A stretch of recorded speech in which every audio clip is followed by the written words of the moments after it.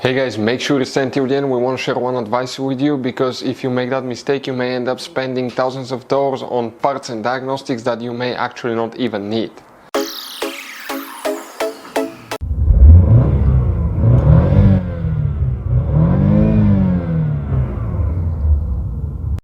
Hey guys, welcome back to Electrical Car Repair Live. Thank you guys for watching and subscribing to the channel. Today will be super helpful video to any of you guys having a Dodge Charger, that generation here from year 2014 to year 2024.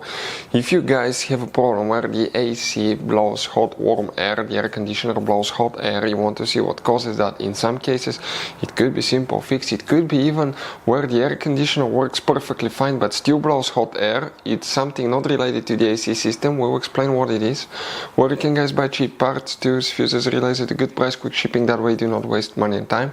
Why it's always a good idea to test fuses and relays. All that will be covered absolutely free for your convenience. Please make sure to stay until the end. So before we start guys, let us tell you a little bit about us. Every single car we get here at the garage, we try to make at least 200 to 300 free repair videos. We take them completely apart, we show you how to do almost anything. How to fix engines, transmissions, electrical components, codes, fuses, relays, all that stuff.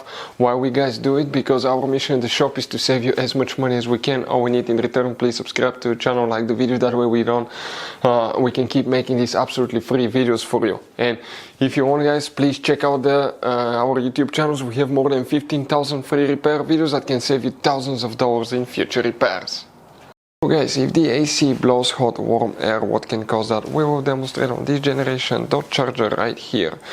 By the way guys, most people do not know that you have more than one fuse box in that car. We recommend to check out the video on our YouTube channel about fuse box location on Dodge Charger.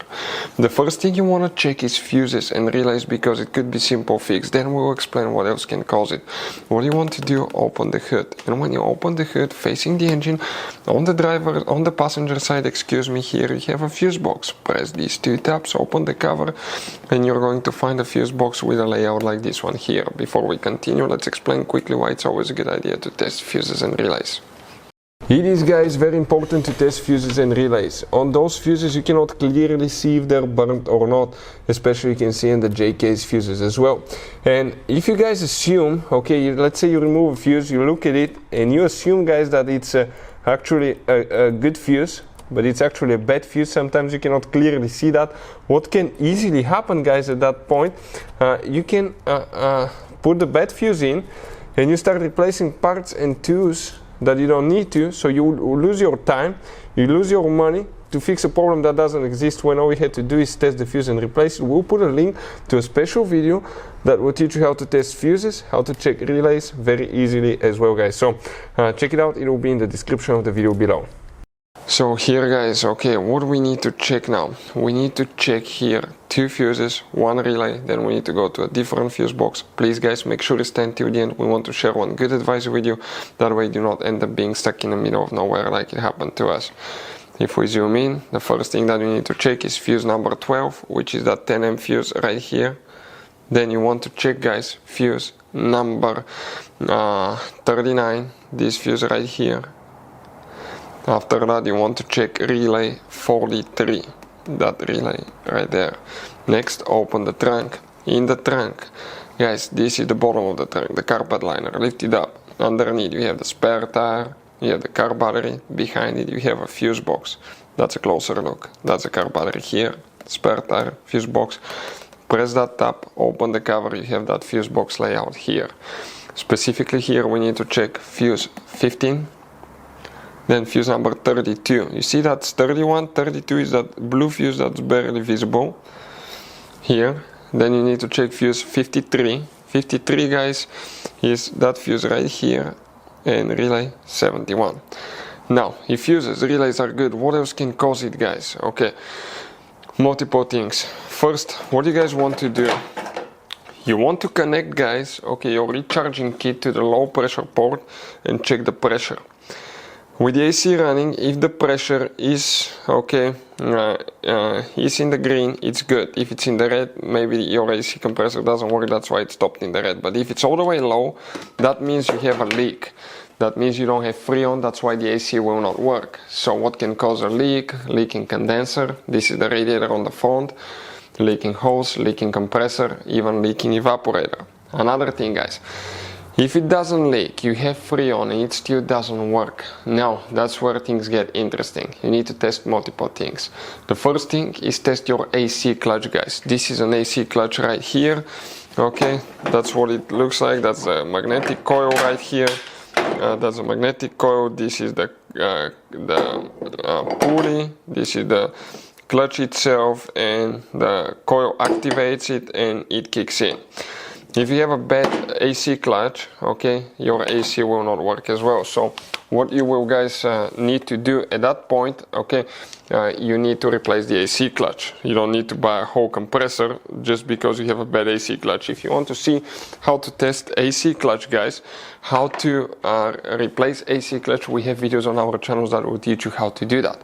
Another thing now, it could be bad AC compressor. If the AC clutch is good and it still doesn't work, it could be bad AC compressor. If you want to see how to rebuild AC compressor, we have video on the channel that will teach you how to do that too.